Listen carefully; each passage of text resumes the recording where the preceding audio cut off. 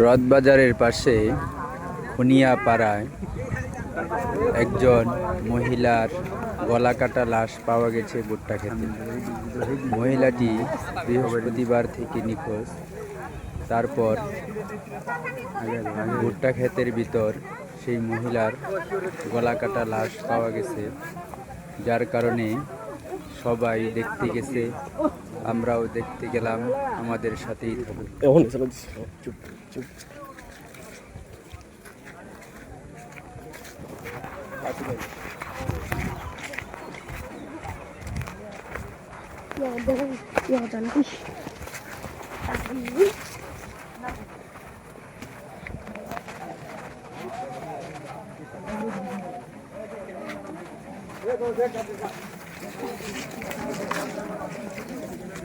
জবাব দে না।